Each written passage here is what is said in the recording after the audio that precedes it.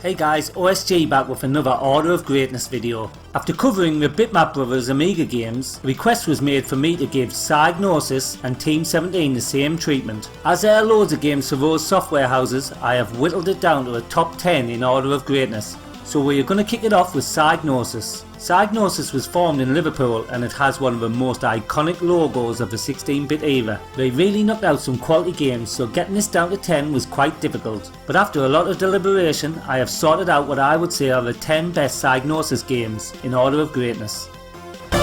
So on that note, let's start. In 10th place is Agony. If this was a beauty contest, then Agony would be right up there at the top. It's a truly gorgeous shoot 'em up that is different from other shooters in the respect that you are an owl. The gameplay lets it down slightly as it's quite slow and boring, although it does pick up in the later stages. Also, the music, which I personally love, is an acquired taste, and I know that some people say it doesn't suit the game.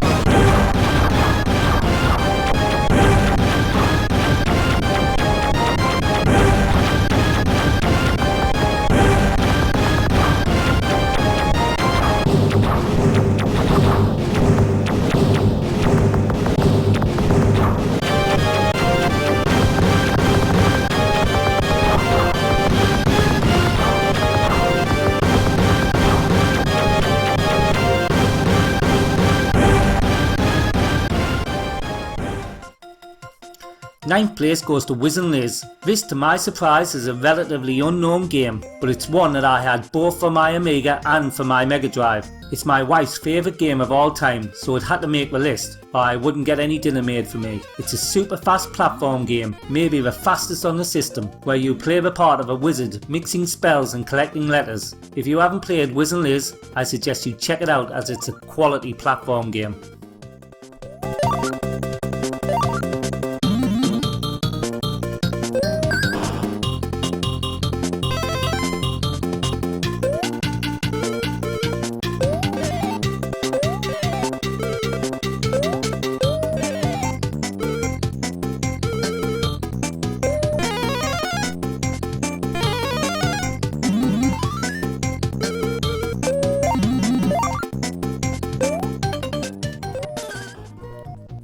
Leander takes 8th place. This is another piece of 16-bit eye candy, and the game itself is very good too. On first impressions, it's a standard platform game, but it goes much deeper than that, in respect that you collect coins and you can buy armour, swords and potions from the shop which appears in the game. Another aspect of the game is that the object is not to get to the end of a level, as it is with most platform games, but to find an object somewhere in the level that is named at the level start. All in all, it's a massive game that's well worth a play.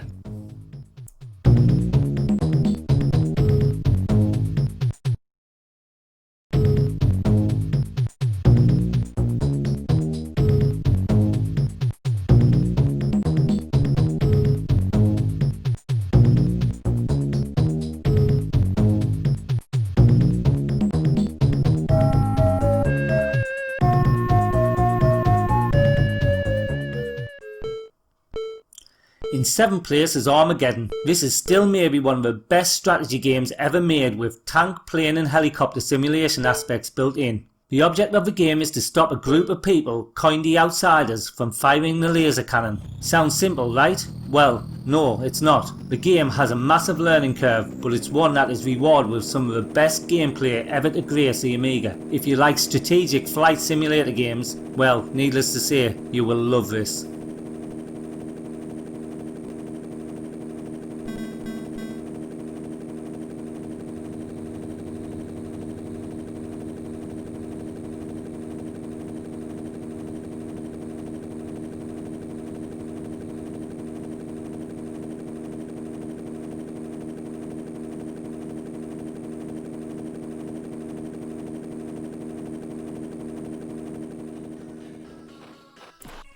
Sixth place goes to Second Samurai. This is, as you will have guessed, a sequel to the first Samurai, but in this game they have made some great improvements. The genre is a scrolling platform beat 'em up, and as with the first game, has levels set in feudal Japan, as well as new prehistoric and futuristic levels. What I like about this game is that you have a life bar that isn't brutal. You can take hits etc. without taking too much damage, which for me makes the game more enjoyable as you have time to explore.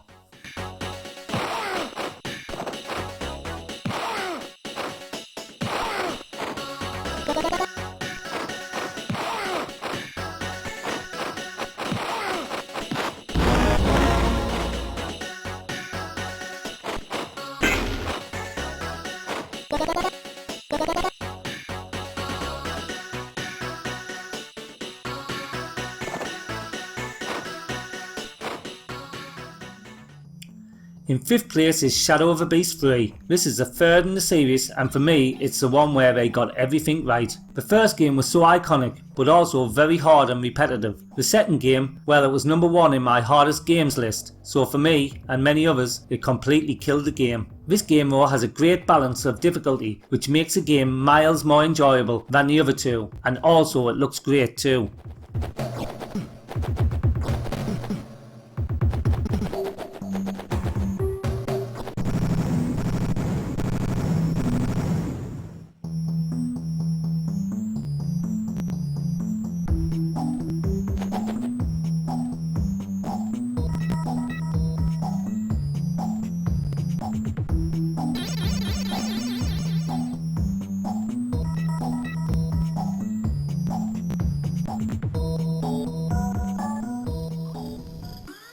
Hired Guns takes 4th place. This is a roleplay game with a difference, as all 4 of your characters are on the screen at the same time. You get to pick 4 mercenaries out of a possible 12. It's a truly great looking and sounding game that maybe when I was younger I'd never got into, as the mazes etc were too complicated for me. Now though, I love the game and it's one that I regularly fire up for a go.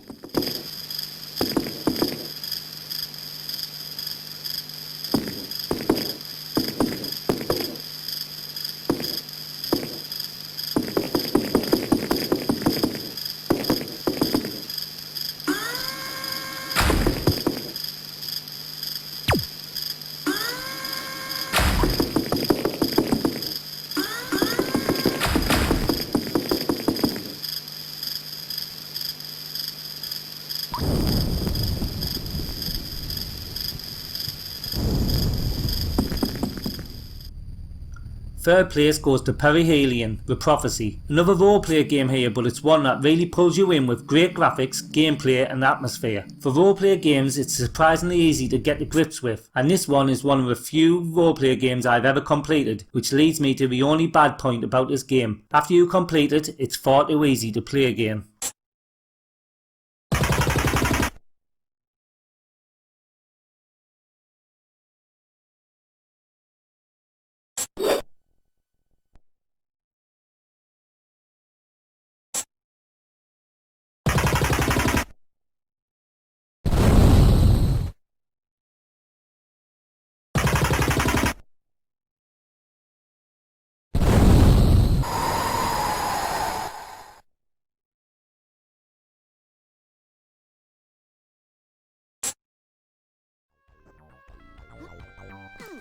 In 2nd place is Benefactor. Now this is a game that I had never played when I was younger. In fact, it's a game I only played in the last 2 years since starting my YouTube channel. And now I have played it, I am so addicted. It's hard mind, some of the levels, even the earlier ones, are really frustrating, but ultimately one of the most rewarding and addictive games I've ever played.